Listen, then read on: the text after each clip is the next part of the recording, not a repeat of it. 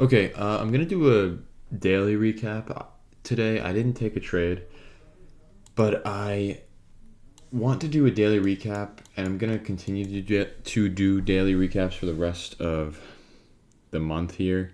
I know it's very late in the month, and realistically, there's like two more trading days left in the month. So I'll continue to carry this over for the next month.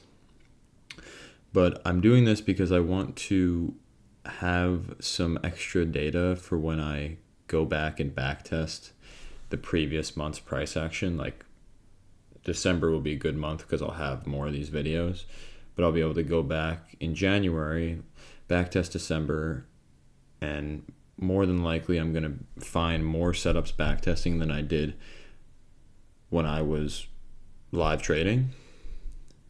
Um, and so I'll be able to go back to these videos and be like, oh, okay, I missed this one, or maybe there was a reason I didn't take this one, and I don't know that when I'm backtesting because I don't have the video to back it up. So figured it's good data to have. I have only been doing trade recaps. So I've only been recapping days when I've taken trades. I think it's good to recap days even when I haven't taken a trade. So we're going to start that. So that being said, we don't really have to go to the weekly. The weekly doesn't really show much. Daily, you can see like we're still reacting really nicely off of this sweep that we had last week, last Friday, and that's really that. I came into today being bullish actually because I didn't think that we would hold this 4 hour, which this is going to close in how long?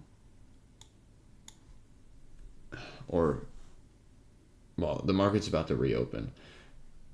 So we actually did inverse this 4 hour. And because we were trading so deep into the 4 hour, I really didn't think it was going to hold. On top of that, we were trading inside of a 4 hour bullish fair value gap. And obviously, we had that nice sweep on the daily, like I mentioned. So I was looking for buys more than I was looking for sells. That was different than what the Discord was looking for this morning that I was in. My mentor was looking for more shorts. And typically on a day when my bias is different from my mentor's, it probably means that I won't be taking a trade, which is what happened today. Ideally, I don't just give in to my mentor's bias, which I have done in the past, and I have actually got lost because of that before. So I'm glad I didn't fall into that today because it didn't almost happen. I decided not to do it. But that being said, I came into the day bullish. However, I was understanding of the fact that we were still in this 4 hour bearish fair value gap.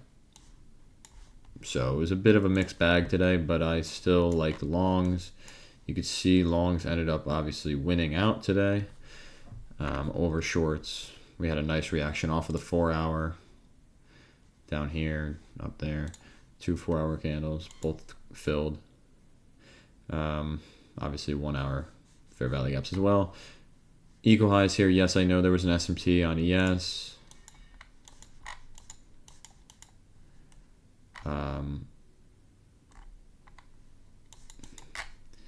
SMT was here.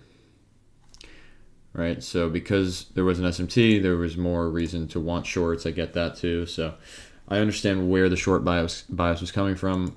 I just didn't like shorts because of the fact that we were inside of a 4 hour bullish fair value gap, and the bearish 4 hour that we were in, again, we just weren't respecting it all that well. Now, you go to the 15-minute, you see we did a nice job chopping around before the market opened, which I really liked.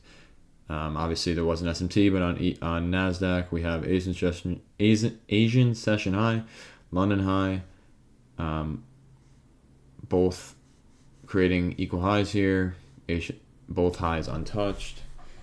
And I obviously liked to see us go lower first if I was looking along, which I was.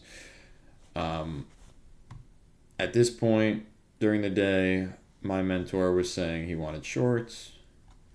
All well and good. People see the market differently, and he's usually correct. However, you'll see, obviously, like you could have made money shorting. Some people in the Discord did, but you just had to be careful. You had to make sure you took profit fairly early. I didn't think there was. I really was pretty certain in my bullish bias. You'll see here. This is what tested me here. I did not get in this trade, but it was a good test to see if I could control myself. My mentor was obviously mentioning he wanted shorts. There was a clear 5-minute fair value gap here. They got inversed, and it was a decent inversion too. And so when that happened, I decided. So glad I didn't take this one, obviously, because it ended up not playing out. But this was mentioned in the Discord as a 5-minute inversion. I obviously was seeing it in real time myself. A lot of people wanted shorts in the Discord, so some people might have taken this. I don't know.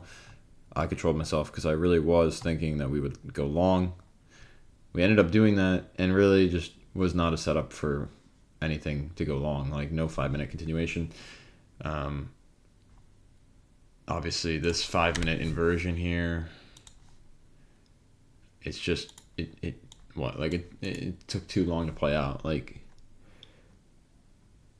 you could have entered here off of the inversion and targeted London high. It just, again, like, took too long to play out, in my opinion. So I didn't love that. Well, actually, this was a 15-minute inversion, so. But again, just didn't love that. But that definitely, and I don't take trades on the 15-minute. I don't enter on the 15-minute, so it would have been an entry in the 5-minute, and it just didn't take it quick enough. If we took it here, maybe, but then again, then the stop's way too long, so that wouldn't have worked.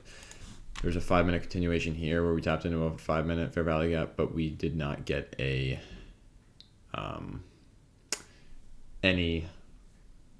fair value gap on the lower time frame inverse, so that didn't work. And that was it. That was the session.